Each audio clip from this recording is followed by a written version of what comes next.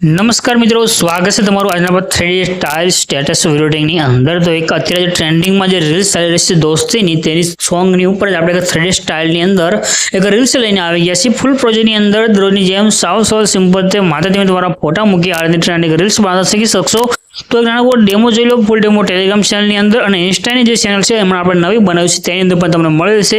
બેની લિંક આપણે ડિસ્ક્રિપ્શન ની અંદર આપેલી છે અને બેની જગ્યાએ તમને ડાયરેક્ટ વેબસાઇટ ની લિંક પણ ઇન્સ્ટા ની અંદર અને ટેલિગ્રામ ની અંદર પણ મળે છે। તો બે ઇન્સ્ટા ની ચેનલ ને પણ તમે જોઈન કરી શકો છો, લિંક ડિસ્ક્રિપ્શન ની અંદર આપેલી છે।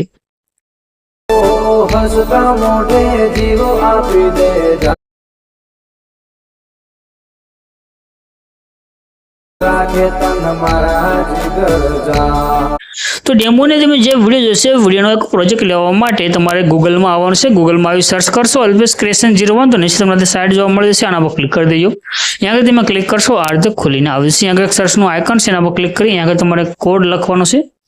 કોડ છે 1070 આટલું લખી સર્ચ ના આઇકન ઉપર ક્લિક કરજો। જો તમે આગળ ક્લિક કરશો તો નીચે તમારી પાસે ટાઇટલ કોડ થંબનેલ આ રીતે આવી જશે, આના પર ક્લિક કરી દેવાનું છે।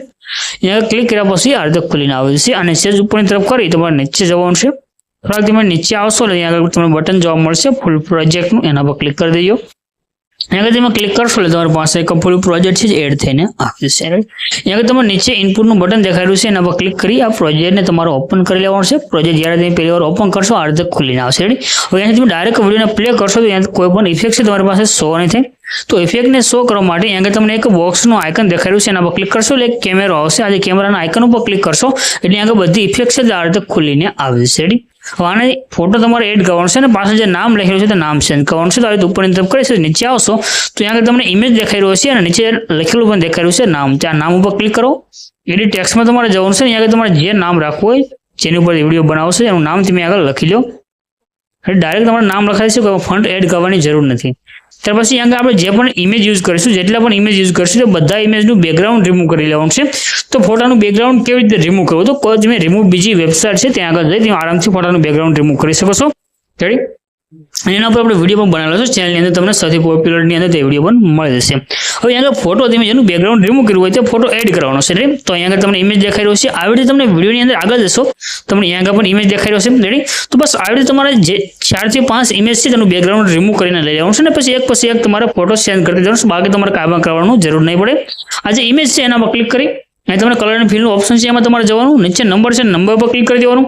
હવે તમે જે ફોટાનું બેકગ્રાઉન્ડ રિમૂવ કર્યું હોય એ ફોટો તમારે આગળ એડ કરી લેવાનો છે। ઉપર પ્લસનું આઇકન ઉપર ક્લિક કરશો એટલે તમારો ફોટો એડ થઈને આવશે। તો આપણે અહીંથી એક ફોટો છે કોઈ પણ એક ફોટો અત્યારે અહીં એડ કરી અને તમને બતાવી દઈએ જેનું ફોટાનું બેકગ્રાઉન્ડ આપણે રિમૂવ કરીશું। તો ડેમો માટે અત્યારે એક ફોટો સિલેક્ટ કરી લઈએ છીએ અને પ્લસના આઇકન પર આપણે ક્લિક કરી દઈશું તો આ રીતે આપણો ફોટો આગળ આવી ગયો છે। બાકી તમારે ફોટાને નાનો મોટો કરવો હોય તો આજે ટપકું છે અહીંથી ફોટો તમે નાનો મોટો કરી શકો છો આ રીતે।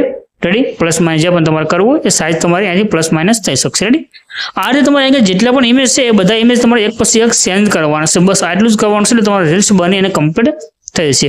સેવ કરવા માટે શેરનું આઇકન છે એના પર ક્લિક કરી એક્સપોર્ટના બટન પર ક્લિક કરશો રીલ્સ તમારી સેવ થઈને આવી જશે।